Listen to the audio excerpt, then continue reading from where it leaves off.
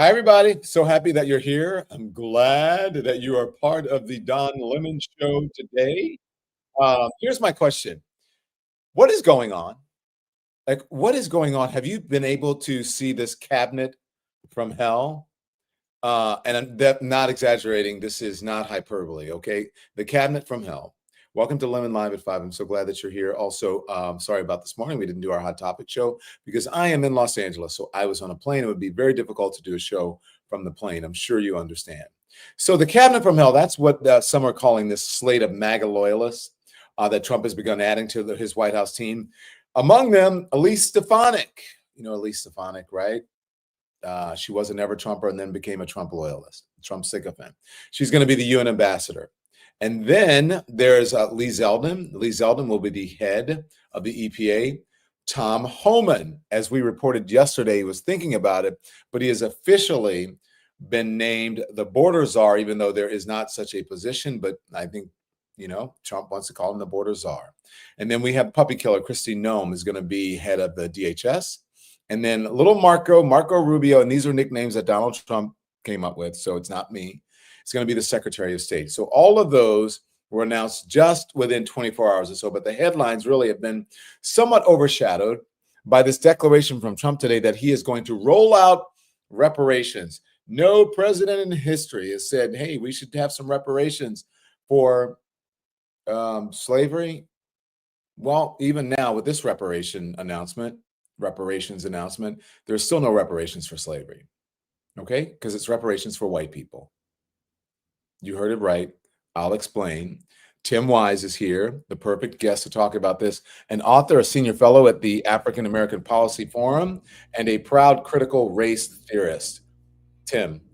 Yes. You're the only person I had in mind when talking about how are you? What is going on? What do you make of this? Well, first off, it's just good to be back with you again after a long time since I was on your CNN show many, many times in the past. Good to be with you in this much more free-form space where we can really investigate these things and discuss them at length. Thank you. I'm doing fine, I guess. I mean, I'm amused by the idea that Kristi Noem is going to be the head of Homeland Security. I assume that they have come to the conclusion that the great terrorist threat is coming from dogs now, which she is perfectly appropriate to respond to that threat. I mean, if dogs are the ones setting off bombs, if dogs are the ones that we ought to be worried about, Kristi Noem is definitely the one who you want to enforce Homeland Security. But the rest of this is a bit preposterous, except insofar as it might reduce the Republican majority in the House. So, pick another rep. That's great. Pick another senator. Great. I mean, that's fine. Take them from there. But I think, in general, I think where I am is where a lot of folks are. I feel like there are some people who were shocked by what happened on Tuesday last week. I have to tell you, I was not shocked. By the way, Tim, just real quickly, your microphone is hitting on your shirt, the collar, and it's sorry. Okay. A little bit. Okay. FYI. Okay. Very good. I wasn't shocked. Go on. Yeah, I wasn't shocked. I mean, I didn't necessarily think it was going to happen, but I wasn't surprised by the fact that it did. I sort of take the same position that D.L. Hughley. I heard him say this many years ago after Trump won the first time. He said, the 8 years of Obama was sort of the intermission at the Broadway show, right? Like you've been at the show for the first act, you get the intermission, you get up, you get your refreshments, you use the bathroom, you stretch your legs, and then you go back to your regularly scheduled programming, so to speak. Right. In a way, I don't think we should ever be shocked when America, the noun, decides to America the verb, if you know what I mean. Like America doing this thing where we revert to sort of white hyper-masculine domination is not exactly rare. It's sort of what we do. And I realize that there are lots of ingredients that went into this election victory for Trump. I would never be so simplistic as to say it's just racism and it's just misogyny. But we have to understand that the MAGA movement, going back 9 years now, the yeast that has made that bread rise has absolutely been white racial resentment and male victimization, right? And so, yes, there are other ingredients. Like if you're making a loaf of bread, you might throw a bunch of stuff in that bread. But without the yeast, it does not rise. Without the yeast, it isn't bread. It is a flat cracker. And the pun is very much intended, if you know what I mean. Wow. So, having said that, now you know why I wanted Tim Wise on, because no one speaks plainer about this and real truths as Tim Wise. Tim, thank you for the truth. Now let's talk about this, okay? And then we'll get back to the cabinet. Sure. What is up with this? So reparations, people have been fighting for reparations for decades now, right? Right. Reparations for Black people, reparations over slavery, reparations over real harm that has been injected into America since the start of the country, really close to the start of the country, with slavery, right? With Jim Crow, and on and on. Except there's a different kind of reparations that Donald Trump is announcing, and this time it is for white people. Watch. Getting their money's worth. Furthermore, I will direct the Department of Justice to pursue federal civil rights cases against schools that continue to engage in racial discrimination and schools that persist in explicit, unlawful discrimination under the guise of equity will not only have their endowments taxed, but through budget reconciliation, I will advance a measure to have them fined up to the entire amount of their endowment. A portion of the seized funds will then be used as restitution for victims of these illegal and unjust policies that hurt our country so badly. Colleges have gotten hundreds of billions of dollars from hardworking taxpayers, and now we are going to get this anti-American insanity out of our institutions once and for all. We are going to have real education in America. Thank you. What is that, Tim?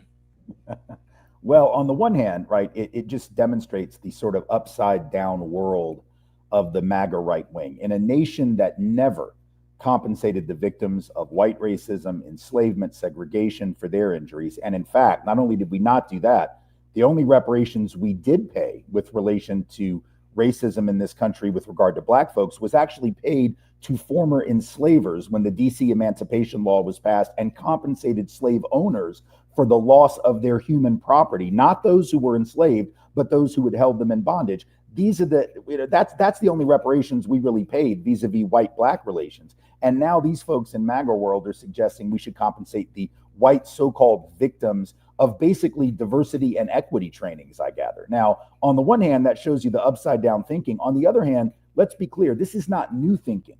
This is reverting to type. It is history repeating itself. This idea that reverse discrimination against white people is the discrimination problem that has been around since the literal immediate end of the Civil War, when President Johnson vetoed the Civil Rights Act of 1866. And when he did that, his explanation was that that Civil Rights Act had gone too far in providing preferential treatment to Black folks, right? Preferential treatment to Black folks. And all that law did was seek to end discrimination and produce some measure of equal opportunity for Black people. And to Johnson, that was too much. So the reverse discrimination arguments that Trump makes, that Stephen Miller makes, those are literally Civil War era arguments. They were made in 1883 when Justice Bradley on the Supreme Court helped to invalidate certain post-emancipation civil rights laws. He wrote in his opinion that year that Black folks had been favored enough by the laws. They'd been the special favorite of the laws just because we were trying to end the history of discrimination against them. And therefore, they should take the rank of quote unquote mere citizens, forgetting they had not even been citizens at all until a few years before that. And so this is part of a historical amnesia, a historical deliberate forgetting that white folks engage in, where all the injuries done to Black folks are swept under the rug, but the so-called injury of like a 3-hour diversity training is supposedly something for which white people require compensation. It's just fascinating. It would be funny if it weren't so incredibly dangerous. It's really, there aren't words. There are words, but I don't know if I can say them because, then I might get canceled, but who cares? I mean, it's bullshit. And it is the height, I believe, of white racism, right? And and folks centering whiteness, especially around, as you said, you get a diversity training course and that white people must be compensated for it. But also, you cannot teach. I would assume this is saying you can't teach the true history of America in school because they don't want people to be offended or feel bad about what they're learning in schools, especially children. Now, I, as a Black person, and I've been saying this for a while, it did not feel great for me to learn about slavery, but it was necessary to my growth and to my knowledge as an adult, even as a child. So what is wrong with teaching the real history of America to white people? Right. Well, there's nothing wrong with it. And part of the problem with this announcement that Trump is making is that it's not really clear what it's aimed at. Is it diversity trainings? Is it affirmative action, which the court has already limited in its most recent decision? Is it just the teaching of accurate history? Are they literally looking to punish schools for allowing conversations of systemic racism? We don't know. That's one of the things that makes this idea so incredibly unconstitutional. When something is that vague, the odds that it is going to run aground of First Amendment protections is pretty strong. But I would suggest we know what these folks believe. We know, for example, that Project 2025 said they wanted to essentially nationalize what 25 or 26 states had already done in this country in the last 2 to 3 years, which was pass these quote unquote divisive concept laws that essentially prevent the teaching of accurate history under the guise of protecting students and parental rights. But like you said, whose parents and whose children? Which children? If you say, for instance, as Moms for Liberty, which is one of the big right-wing groups pushing this argument, says that we shouldn't even teach the history of let's say, Ruby Bridges, the story of Ruby Bridges, who desegregated the public schools in New Orleans in 1960. And the reason they gave was that it might make white children feel bad about their country, that it didn't offer white people enough redemption. So we shouldn't teach what actually happened. Even though Ruby Bridges, at the age of 6, was apparently old enough to face down racism, white children apparently are not ever old enough to learn about white racism. It is amazing not only in how anti-black it is, but how it also coddles white children and acts as if they're so precious they can't handle the truth. I will tell you that learning the truth about the history of racism in this country was incredibly helpful to me. It helped me to understand the country in which I live and the work that remained to be done. So when parents and teachers and right-wing folks and the president act as if somehow that history can't be taught, they are protecting white children from the truth that they need in order to be informed citizens in the 21st century. It is clear that that's what their goal is. And I don't know if that's what this particular announcement aims at, but we better be prepared for that to be at least part of what is intended here. Oh, I believe that's what it's aimed at. I mean, when you have Stephen Miller, and we'll talk about the people on the cabinet, when you have Stephen Miller and others like the person who I'm going to show you in just a second, who both of you and I have had interactions with, but part of, and they claimed, well, Trump claimed he had nothing to do with Project 2025, but as it turns out, don't you believe that they're implementing parts of this is Project 2025? Because of course, and some of the people behind it have now, as soon as he was elected, you had people on the right who said, like, oh, I guess we can let y'all know this was the plan the whole time. No kidding. Of course. So part of Project 2025, Tim, explicitly calls for abolishing the Civil Rights Division of the Department of Justice and turning it into a unit that avenges wrongs committed against white people. So that's reparations. Right. That's scary shit.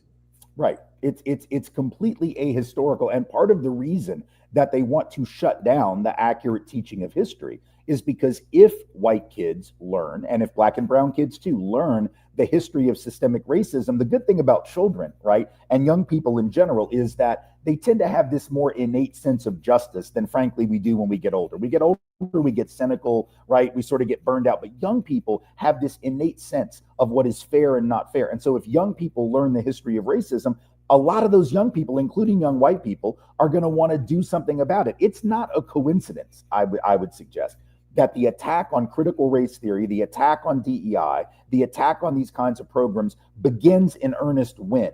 In the midst of the largest racial justice uprising in the history of the country after the murder of George Floyd. That's when this begins. That's when they decide we got to shut down all this talk about systemic racism, because they saw millions of young people, and including millions of young white people, in the streets of this country demanding justice and demanding a change, not only in criminal justice policy, but in the country as a whole. And so that scared them. It's one thing for black folks to protest. I think they sort of are used to that in the power structure. But when white folks are joining with black people and joining in demand of racial equity, that's what scared them. And what better way to keep that from happening than to stop teaching young people that there's a problem at all? It's color blindness in the service of color conscious racial domination. It's phony color. It's weaponized color blindness, right? Using blindness to color and the consequences of color to ensure that we can never address the racial disparities that have been embedded in this country from the very beginning. So we talk to our subscribers and we let them have a voice on this program. And so, you can answer this, please. Susie Q says, what is happening? I think that's a very good question, Tim. What is happening? Well, I think in some ways, what is happening, not to overdraw the analogy, but I think what we are in is a period very much like the end of Reconstruction, right? When Reconstruction was overthrown after a very brief period of time in the South, when there was a true attempt to provide some modicum of equal opportunity and equity for formerly enslaved persons in their communities, when that was overthrown, we entered this very bleak period, right, where rights were rolled back, where segregation took root, where all of that sort of that fervor for equality was dampened. And I think in some regards, we are in perhaps what would be considered the second or maybe even the third restoration. You could argue that after the Civil Rights Revolution, there was already a bit of a retrenchment with the Reagan administration, the assault on affirmative action, the limiting based on certain Supreme Court decisions of what could and could not be done. But I think what we're seeing now is a third, if you will, what they call redemption, right? The redemption of the traditional hierarchies and dominance of white folks, and particularly white men. And we're seeing that ramped up to the nth degree in the aftermath of the Obama administration. We saw it begin with the Tea Party, and we've seen it morph into the Maga movement. Because by definition, keep in mind that, many of us have said this for 9 years, but it bears repeating. When your entire slogan, when the whole sort of operative mentality of your movement is that you want to make America great again, you are by definition pointing to some past time in which you think this country was amazing and great, ignoring that for the vast majority of people, and certainly for people of color, and certainly for LGBTQ folk, and certainly for most women as women who couldn't even get a loan in their own name in this country until the early 1970s, by and large, it was never great for them. So you are hearkening back to this fictive, nostalgic time that could only be considered truly great for white folks, and particularly for white straight men. That's what they've always been about. Again, it's the yeast that allows this bread to rise, even if there are other factors that sometimes attract people to it.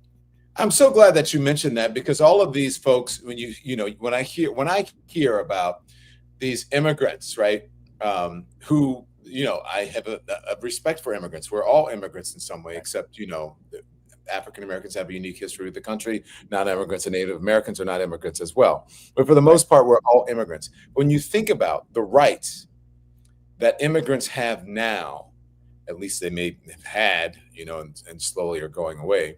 Right. The rights that women have, right? The rights that any member of an underserved community or a minority community, the rights that they have were all fought with the help of Black people, or at least initially by Black people. Absolutely. During the Civil Rights Movement. And so to have all of these bigots, or these people vote for these bigots because they're tired of this and they want this and whatever, essentially a slap in the face to the very people who fought for them to even be able to come to this country and That's to right. have the rights that they have when they come to this country.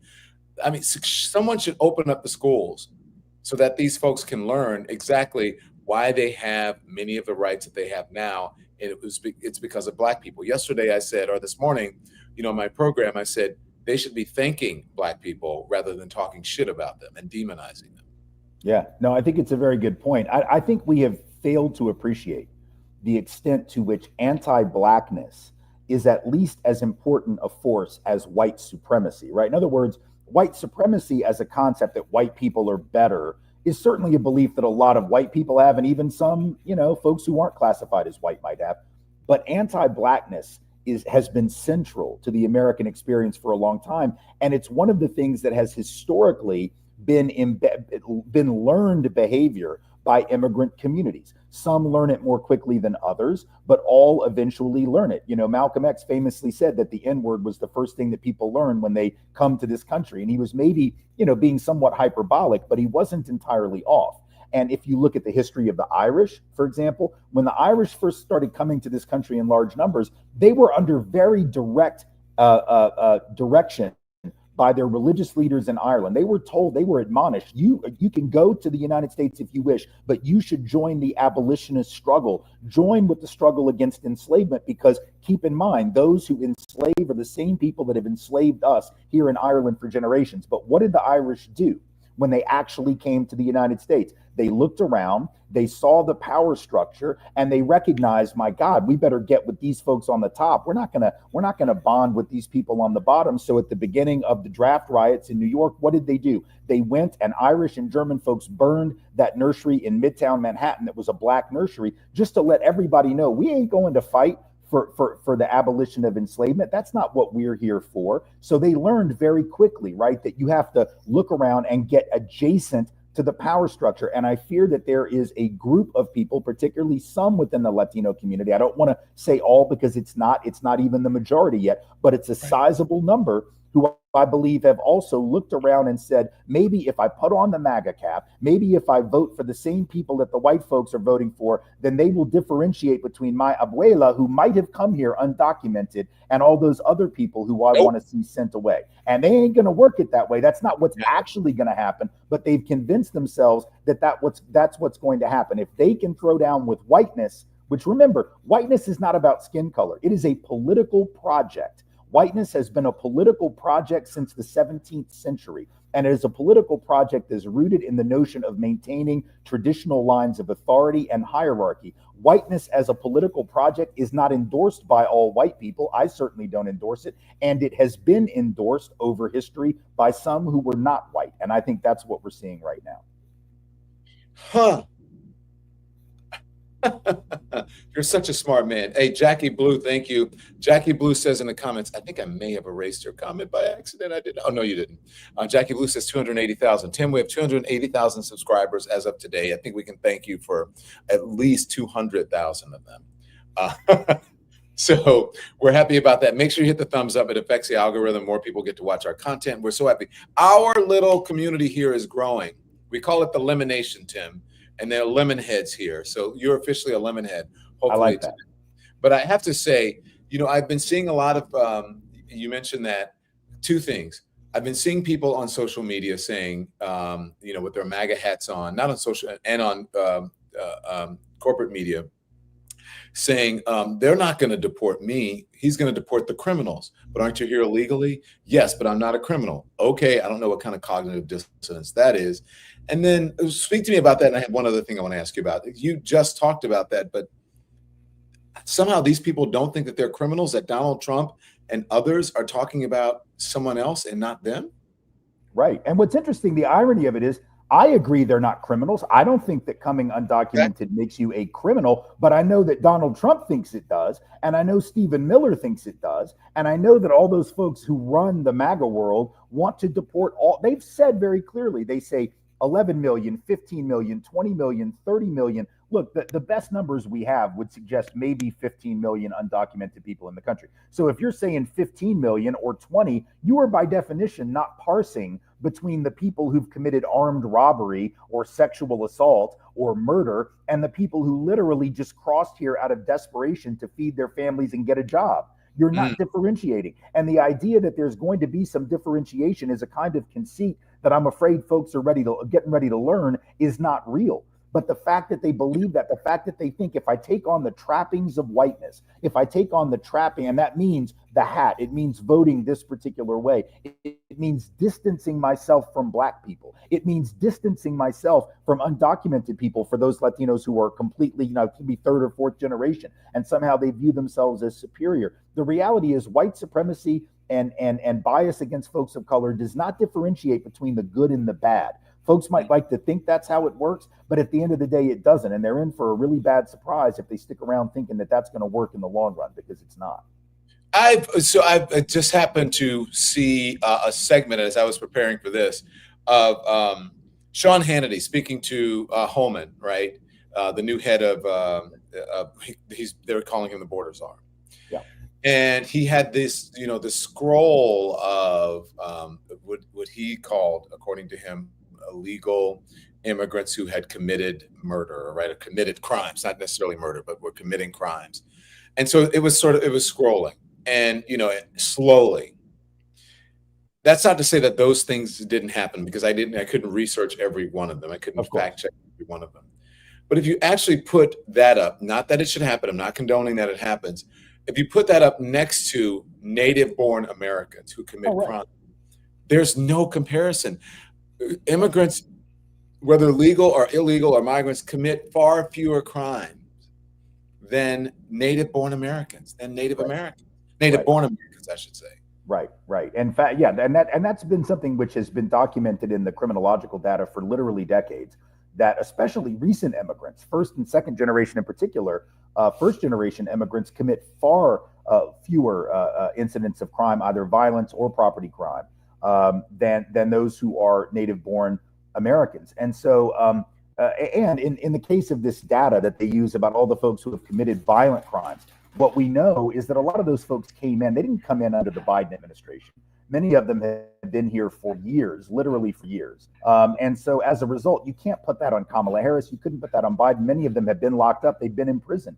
The vast majority of those folks who are coming undocumented are coming for the same reason that all immigrants go anywhere. No, look, immigration from one country to the next, crossing lines of language and culture, is not something anyone does for shits and giggles, so to speak, right? Nobody does that for fun.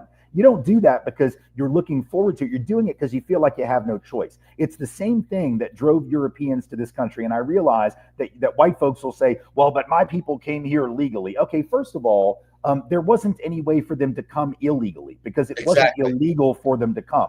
And I will tell you, if my great grandparents who came, let's say, from Russia, or if my seventh or eighth generation out English great grandparents had lived in a country right next to the United States, actually had a border with the United States, I promise you they would have crossed it. The idea that my great grandfather in Russia would have said, well, I'd love to come and feed my family, but I wouldn't want to break the laws of the United States. Give me a break. Anybody who has the opportunity to make things better for their family is probably going to do it. Right. And so the idea there's something inherently illegal or inherently criminal, I should say, about people who cross a border. I'm not saying that it's necessarily the best way to go about it, but we make it so incredibly difficult for people to become citizens legally, right? We make it so incredibly difficult. We have lines that are out the door for people who want to learn the English language once they come. We do not make it easy. And so, yes, of course, certain people feeling desperate are going to make that decision. Right. And the idea that our people came the quote unquote right way is not a function of our inherent morality. It's a function of the fact that nobody tried to stop us. And there is a reason why that is the case. And it has to do with white/European supremacy. It is inherently about race. Yeah. I want to thank some folks for their very generous support of independent media. Thank you, Belly B. Belly B says, Tim, if you want to answer this quickly, because I want to move on to other things, says Latinos, name one thing that Blacks have fought for that you have not benefited from. Can you answer that question? Is that a true statement, Tim? Yeah, I mean, I can't think of anything that Black folks have fought for that have not redounded to the benefit of all other people of color.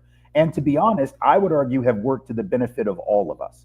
I think everything that Black folks have fought for has been to the benefit of white folks as well, whether or not white folks recognize that, whether or not we acknowledge that. I believe that to be true. And I think there's a relatively close example within recent history. Look, Black folks led the fight over the last 30 years or so against the racialized war on drugs, right? It was Black folks who were beating the drum there and arguing that the war on drugs was racist and should be scaled back and should be stopped. And now here we are 30 years or 40 years later, and we see white folks caught up in the war on drugs. White folks should have been joining with Black folks to fight against the criminalization of drug use and putting that money instead in rehab and treatment and drug education, because now white folks are caught up in the opioid crisis. So the interest of Black folks and white folks and brown folks and all folks is actually far more common than we believe, but we have allowed ourselves to buy into this zero-sum thinking, this zero-sum belief that somehow if Black folks benefit and if brown folks benefit, white folks are hurt.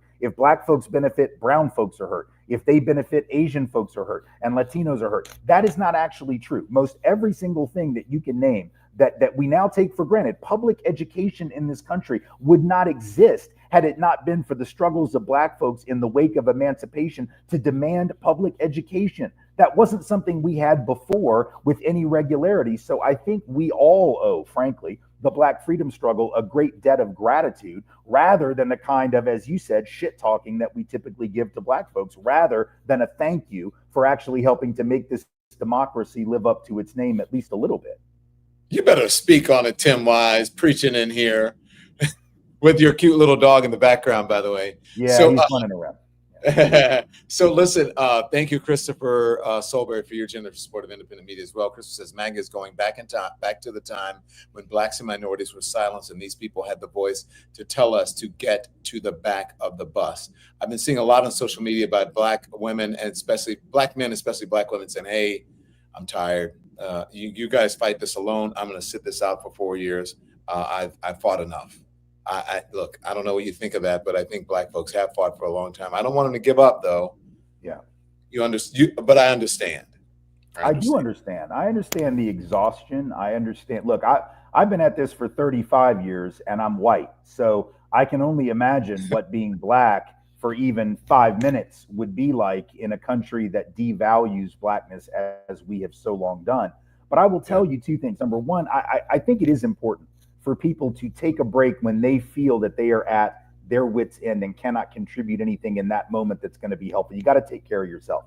Everybody needs to take a break. Having said that, in the larger sense, we as a community, whether it's black folks or white allies or other people of color who are allies to the black freedom struggle, we certainly cannot sleep on this moment. You know, this weekend I was at an event in Kansas City, the 14th or 15th annual, I think it was, Urban Summit there. A lot of different civic organizations, religious organizations, black-led.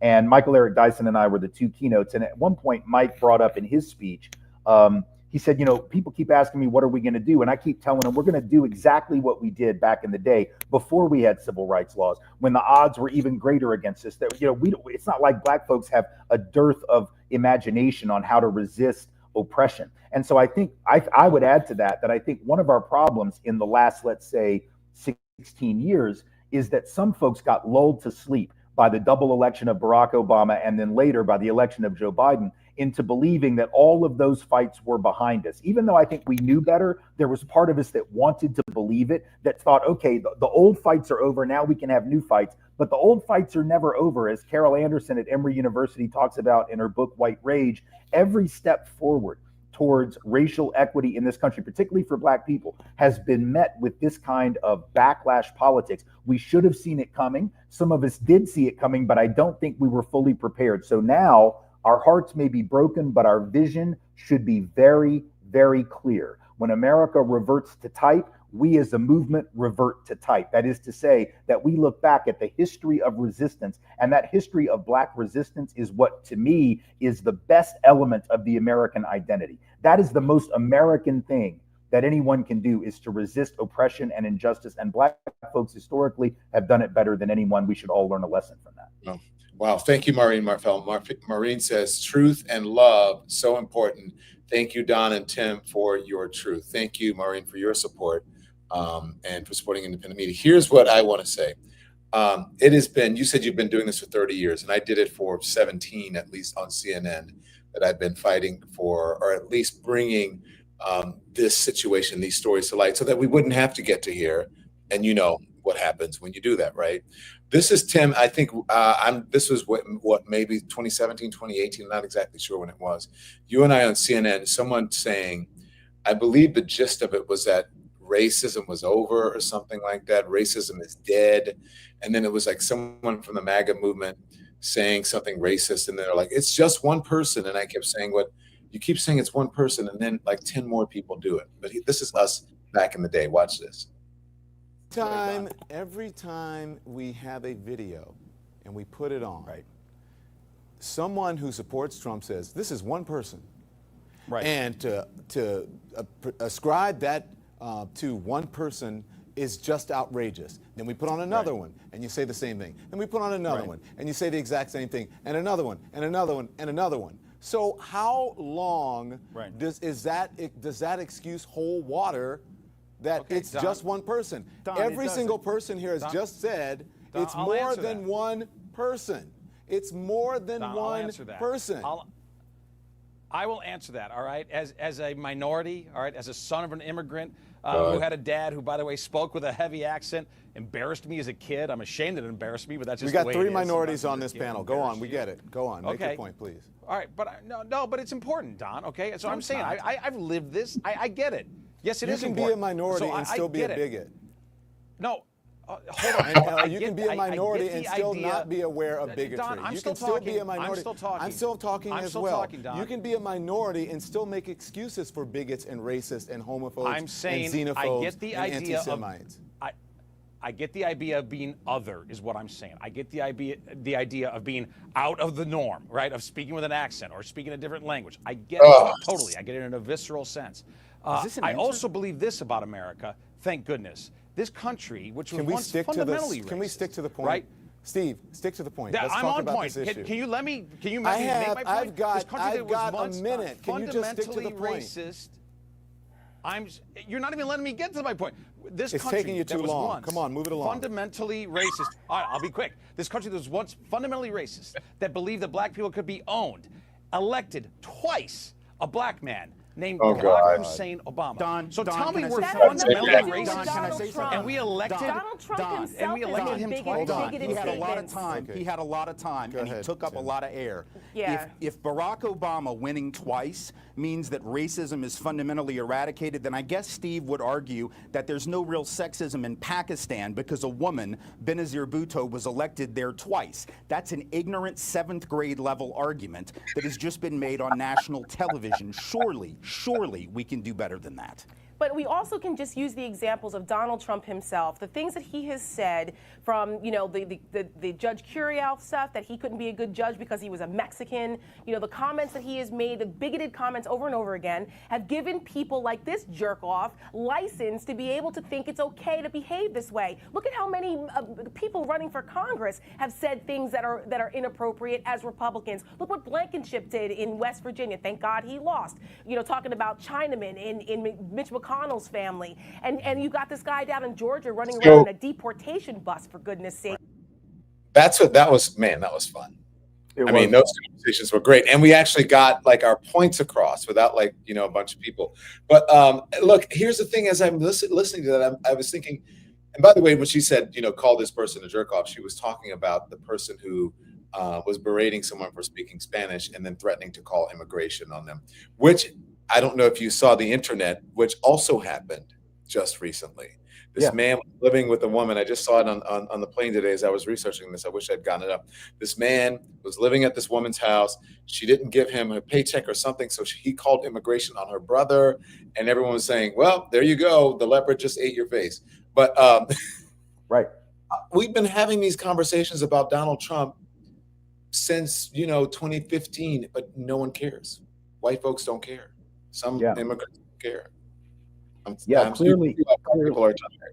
Clearly that's true. I mean, I think that it's very obvious that the majority of white folks, including the majority of white women, continue to sleep on or be undisturbed at any significant level by the overt appeals to white racism and racial resentment, the overt appeals to misogyny and male resentment that we're hearing from Donald Trump, the candidate, and Donald Trump, the president.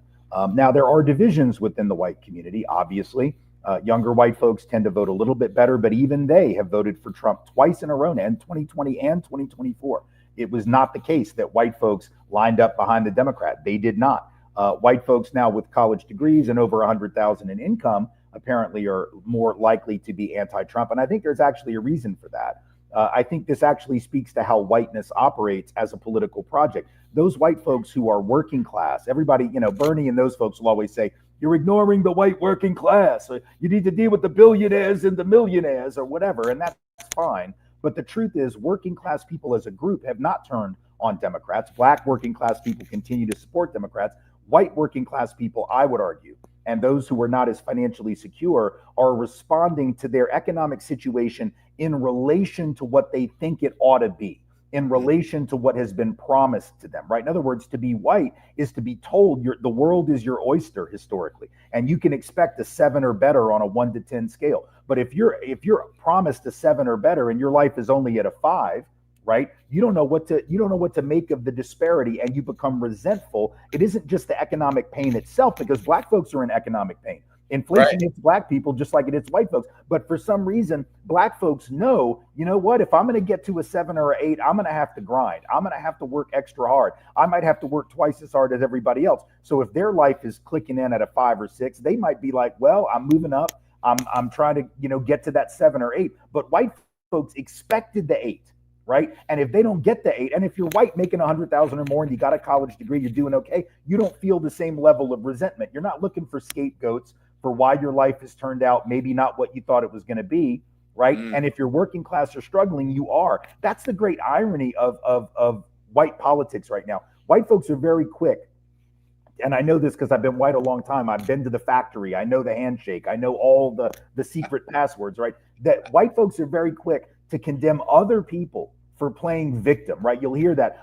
You stop your victim mentality. Stop whining about what other people are doing to you. Take personal responsibility. And yet MAGA is nothing but a permanent victimhood factory. That's what it's their only product. It's their entire product line. So if your taxes are too high, it's because those people are taking it all for quote unquote welfare. If you didn't get the job you wanted, it's because the immigrant took it. The same immigrant who's soaking up welfare, which is a fascinating contradiction, because I'm not sure how you can take all the jobs and at the same time not work at all and just sit around soaking up public assistance. But they somehow make that contradiction work. If the trade policies are bad, it's China, also people of color. If you have a pandemic, it's because China sent the virus to you. If your kid didn't get into the college of their choice, it's because of affirmative action, even though the courts basically ended affirmative action. If you don't feel safe in your neighborhood, it's because those black people are coming to get you and you better get a gun. Every single problem that MAGA identifies has a black or brown face attached to the reason they think it's a problem. That's like the perfect example of a victim mentality. I am waiting for white men to take personal responsibility when our lives go off the track, because we are the least good at doing that. We are absolutely the least capable, apparently, at doing that. We make excuses for every failure and then act like other people are the ones who make excuses for their lives, when black and brown folks are just out here trying to do work and trying to make moves and trying to make their lives better 9 times out of 10. Tim, you're going to lose your white card. And I don't know. Well, I mean, look, lost it a long time ago. If you do, I think it'll be fine, because I think you'll have a lot of black folks who will be like, we'll take him, and everybody protect Tim Wise at all costs. I think that will happen. Well, let's go over, Tim, some of the folks who are on the cabinet quickly. And if we can put the full screen up of the folks that we have there, and then we'll just go through it. Okay, so just to name a few, we have Marco Rubio, who has served in the Senate since 2011. So he's sort of a more traditional Republican. He was a never Trumper. He ran against him, and then now he's all on board. We have Lee Zeldin, who is a former representative from New York, my representative from Suffolk County. Very conservative. He's surprisingly strong showing in the race for New York governor against Democrat Kathy Hochul in 2022. Then you have Elise Stefanik, who is a staunch defender of Israel, a fierce critic of the United Nations, a vocal Trump ally. She was actually a never Trumper as well in the beginning, right? Yeah. She's been in Congress in New York since 2015. She's from New York. Kristi Noem, is being rewarded for being one of the most vocal communicators of Trump. Remember, she got in trouble with the whole dog thing. She was a communicator of his immigration policy, separation of families, et cetera, et cetera, et cetera. So as I have been calling it, a rogues gallery of people. And then we have Stephen Miller, who you and I both would have on the same panels at CNN. So you got a rogues gallery of folks here. I want to play, before you discuss, let's talk about Tom Homan, because Tom Homan is, having some trouble, I believe. Well, he's talking about how immigrants should self-deport, which wasn't that a Mitt Romney thing? And then that sort of blew up in his face, but here it is, and then we'll discuss. Okay. Let me ask you this. Do you like the idea of maybe giving a grace period where people that did not respect, and that's the scroll, Tim. You see the scroll. Sovereignty, that maybe you give them 2 or 3 months and you say you can self-report and we will help deport you. We will send you back to your home country. And if you do that, we'll put money in your pocket so you can rebuild your life, which would be a lot cheaper than paying for 3 nights at a 4-star hotel in New York and giving them a debit card. And in a year, after a year or 2 years or 3 years, whatever it is, you can then apply to come into the country legally. If you don't self-report, deport, then you will never be given an opportunity at citizenship, And when you leave, you will never be invited back. You will never be able to apply to come into the country. Sound like a good idea or no? Criminals and gang members get no grace period. But while we're out prioritizing the public safety threats and national security threats, if you want to self-deport, you should self-deport because, again, we know who you are and we're going to come and find you. So if you want to self-deport, that's fine. But criminals and gang members, they get no favors from this administration. You came to this country illegally, which is a crime. You committed crimes against the United States citizens, some heinous crimes. You get no grace period, so we're coming for you. But for those others, the non-criminals, if you want to self-deport, I'm all for it. Because when they self-report, they can put their orders, put everything in order, their family business, if they got homes or whatever, they can put all that in order and leave with their family altogether. It makes perfect sense for the ones that are not criminals and not priorities. How are they going to get home? How do they get home? Well, the ones we're going home, the rest of them won't put on an airplane and send them home.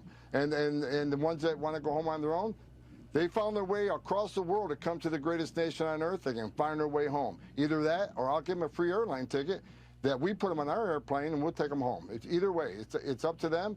If we arrest them, they come on our airplane, Sean. If they want to go on their own airplane, I welcome it. There you go, Tim. I mean, I think people are. He sounds like a drunk at the end of the bar. Like, he, honest to God, and I mean, first off, he sounds like he's 3 or 4 drinks in, to be honest. But he also just sounds like every drunk you ever met at a bar who's like, they found their way here. They can find their way home. You know, what is that? Like, what kind of nonsense public policy is that? They're so clever. All right, thank you, Archie Bunker. I appreciate your input. Like, what was that? Right? The reality is, look, Tom Homan is somebody who attended a white nationalist conference a couple of years ago. Let's not forget that. He said he didn't know that they were white nationalists, but I assume Tom Homan has Google, so he could have looked it up. You know, it was a conference put together by, among others, Nick Fuentes, who, by the way, check the last name. This is a guy whose mother or father, one, is Mexican, but he's the leader of one of the biggest neo-Nazi, white nationalist, white supremacist organizations in America. So that gets us back to our conversation earlier about how Latinos can identify with white supremacy. What is Tom Homan talking about? We're going to deport virtually everybody, and if they self-deport, great, that's wonderful. But again, we're going to just go after the killers and the rapists. And look, I don't think anyone denies that somebody who's committed violent crime ought to be held accountable for that. But that is an infinitesimally small percentage of the people who have come here undocumented. And if you notice, I kept paying attention to that scroll. Like 70% of them said allegedly killed by an illegal. What does that mean? I can allege anything. I can allege that somebody was killed by sunspots or lunar tides or Kermit the Frog. It doesn't mean that's what happened. So we don't even know what the evidence is in those cases, let alone should we be using that absurd scroll to speak smack and crap about an entire population of people, the vast majority of whom, and Tom Homan knows this, came here to look for work. So tell me what that scroll is about, because remember, it stopped halfway through. It wasn't even long enough, right, to last their entire segment. But you know what that scroll was about. Tell me what that was about. It is about, and the fact that it moves so slowly is about making it seem like there's this avalanche of criminals. It is about playing upon fear. It is about playing upon insecurity. It is about saying to people, these folks are coming to hurt your children. They're coming to hurt the women and the babies. And of course, others might be coming to eat the dogs and the cats. But of course, you can't really make that argument anymore if you're going to make Kristi Noem the head of DHS, because she kills dogs. I don't know if she eats them, but she likes to kill them. So I guess they're not going to roll that argument out anymore. But look, here's the reality is that the people who come here, whether documented or undocumented, are going to be attacked by this administration. Steve Bannon is on record. Stephen Miller is on the record saying that it is not enough to stop undocumented people. They are talking about actually stripping people who have citizenship of citizenship. They are talking about taking entire families, including children who are by definition citizens if they're born in this country, and leaving families with the decision, you either leave your kid behind or you all go away. They are talking about stopping legal immigration. If you listen to Bannon and Stephen Miller, there was, I don't know if it was Bannon's show or it might have been something separate a few years ago, where Stephen Bannon was talking to Stephen Miller about this and said, it's really not enough to get rid of the undocumented. And he started talking about the visa program for high-skilled workers, some of whom come from South Asia and other parts of the world, to work in tech or whatever, or go to college in the United States and get degrees. And Stephen Bannon and Miller both agreed that that program was going to have to be closed down too. And those folks, if they come to study in the United States, it's fine. But as soon as they get their diploma, as soon as they get their degree, they also get a plane ticket and have to leave the country. So this isn't just about legal and illegal, who came the right way and who came the wrong way. This is about people, Stephen Miller especially, who has been absolutely hateful toward Latinos in particular since he was at Santa Monica High School. He has had a bee in his bonnet about Latino folks ever since then. And he and his little, Goebbels outfit and his Goebbels, he's like basically visually Goebbels and or Roy Cohn, one or the other, take your pick. He's sort of a combination of the worst of the two of them. He is very much going to be in Trump's ear about who needs to go away and who doesn't. And he isn't satisfied with closing the border. He isn't satisfied with deporting undocumented people. He wants to actually limit the entry of non-white people into this country because at root, he is a white nationalist. Whether he will use that term or not, that's what Bannon, that's what Stephen Miller, and to some extent what Trump all believe in. You remember Trump calling all these brown and black nations shithole countries and saying we need more people from Norway. What is that if not a direct nod to white supremacy and white nationalism? It's got nothing Well, that to was do the with first legal time. and That was the first time that I said on television, I believe anyone said it, was I opened the show by saying the president of the United States is racist after that comment. And I got all kinds of backlash, but you know what? It turned out to be true. Here's a question. Take us, what do we do now? What do we do now? And I'm going to play this. I know it's going to seem silly. I don't know why this person would do this on television, but seriously, I want to know, we got in a week, 2 weeks, I'm going to be sitting with folks for Thanksgiving. I'm going to have Friendsgiving. I don't know what their political leanings are. And I might have to, as they say, what's his name? I'm going to have to choke up whatever, you know what? Yeah. So here it is. This is Fox News. I think it's a 5. It's Jesse Waters. Here it is. Yep, people are taking some space in the Waters household. I'll have you know that I was not invited to my mother's house for Thanksgiving. Apparently, there wasn't enough room.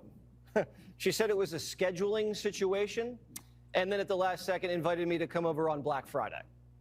I told her no thanks, I'll be at Best Buy. Okay, now I don't know if he's joking, but his mother's apparently liberal, and his mother has sense. And he didn't, he was disinvited from Thanksgiving. But there are a lot of folks. I mean, look, you should keep family business around the kitchen table or whatever. But there are a lot of folks who are going to be dealing with situations like that. What do we do, Tim? Because, when you talk about politics, and especially start talking about race, and people get heated, and would you call me? Would you say? Right. And alcohol. Well, let me just say, first, it overjoys me to know that Jesse Waters' mom dislikes him as much as I do. It's always good to know that. It's always good. I'd like to go to Jesse Waters' mom's Thanksgiving. So if she, by chance, hears this, there's still time to let me come. But no, look, I do think as a general rule, this is what I always tell students who ask me the question, because I lecture at a lot of campuses and they ask me, I'm going home for Thanksgiving. I got this racist uncle. What do I do? And I always give the same advice. I say, listen, here's what you don't do, right? First off, don't break out all the fancy book learning you've learned up at the college, right? You can't bring out the Intersectional Feminism 101 textbook, even though I think that's really valuable stuff. Your uncle ain't ready for that. What you do need to do, and I do mean this to the extent that it's possible, I know it's hard, is I think it's really important if you've got family like that or friends or coworkers, as difficult as it can be, I need you to ask them why they believe what they believe, not right. What do you believe, because then it becomes a debate. I want to have a discussion with people about why you think this is true and why I think this is true, because we can be looking at the same evidence, right, and coming to totally different conclusions. And what I think would be really helpful is if we try to find out why do people who we love and respect, people that we care about, people that we consider to be friends or family, look at the world so differently. And if we can do that, that doesn't mean that at the end of it, if I ask that question of a relative and then they reciprocate by asking me, it doesn't mean that we're going to paper over the differences or I'm going to change that person. But you know what we might be able to do? We might be able to humanize each other just enough to where the temperature gets lowered and I can begin to see you as a person rather than just a set of ideals and ideas. And then as a result, we might be able to find some common ground. I don't know that that's true. And I'm not suggesting that in all cases one should do that. If one is dealing with an overtly bigoted family member, you have every right to get up and walk away or not even go at all. Because family is what we make family. It's not necessarily our given family. It can be chosen family. But the truth is, if there is a way to have that conversation, ask questions. Because in my experience, when you ask the MAGA people why they believe what they believe, it doesn't take very long for them to start sputtering. And you can tell that not only do you know that they don't know what they're talking about, you realize that they don't know what the hell they're talking about either. And you don't even have to point it out because they are sputtering and spinning and making no sense. And you didn't even have to tell them you're not making any sense. You just demonstrated it for me. And so I would say let's inquire, let's listen, let's show interest in what people are believing, if for no other reason than to know if they are reachable, because they may not be, but you're never going to know unless you ask where these beliefs and these opinions come from. Yeah, your mic is hitting your collar again, Tim. Oh, so sorry. Yeah. So, and folks who are probably just listening, like on Spotify or something, are going to be like, "Wait a minute, what is that noise?" Tim, you're right about that. Did you, especially about, why they voted for Trump? Now, there are people who do know policies, and I get that. The border is a big issue for a lot of people. But I don't know if you saw our stuff going across the nation, where I just went to battleground states and a couple of non-battleground states and swing states. And I just asked them why they support, and it's, I was raised that way. I don't really know. I don't know why. I just don't like her. I don't like her laugh. I don't like her. You know what I mean? I just like him. He's strong. So I think you're right about those things. Tim Wise, you're a wise man, sir. Well, I try to be. Thank you so much for having me. I love this new format. I love the fact that we don't have to battle with Steve Cortez, and we can just have a good hour-long conversation and get to the heart of things. It's amazing. Hey, Kay Nicole says, I'm going to talk to you about this, Kay Nicole. He says, Don's not on Blue Sky. I'm about to be on Blue Sky, just so you know. So thank you, Tim. Happy Thanksgiving to you. Thank you. That's your words of wisdom. And do you think that when will we get over this sort of crazy, I don't know, are white people ever going to wake up? I'm just going to be honest. Are they ever just going to? I mean, look, I've been white 56 years, and I'm not sure that the majority of white folks are ever going to turn against white supremacy, just like I've been a man that whole time, and I don't know that the majority of men are going to turn against misogyny and patriarchy. Yeah. But do I believe that it's possible for a substantial number to be brought over into a justice coalition? I do believe that. And I think even if I'm wrong, we have to at least assume that it's possible, or else we become hopeless, and that's not going to be helpful for anyone. Thank you, Tim. Go take care of your doggy. A big hug. I appreciate you, sir. I'll see you soon. Thank you. Be in touch. Thank you. Tim Wise, man, isn't Tim great? I so love talking to him all the time. He's always been a straight shooter like that. He was one of my favorites. I think maybe I was one of the first people to bring him on CNN, if not the first. And because he always gives a truth bomb. And when you hear it coming from his mouth, as a white man, you're like, okay, all right. Can't call him a race baiter like they like to call me and other folks who talk about issues of substance when it comes to race.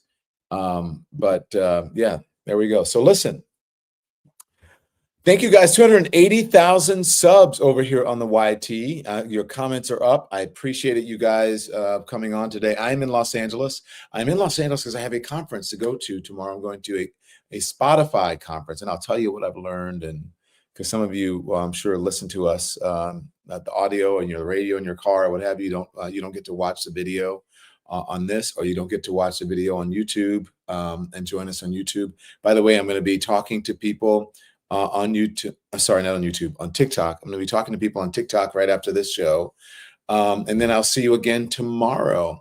I don't know if I'll be able to do a hot topic show because I will be in the conference. And so we'll see what happens. But just hang with us. You know I love you guys. And I appreciate you. Thank you, thank you, thank you, thank you so much for helping to build a Lemon Nation and being a lemon head. And the engagement today was great. So we have a lot of folks watching us. So can you please hit the thumbs up? If you're watching us on TikTok, hit the hearts. And I want my galaxies, guys. Okay, where are my little gifts?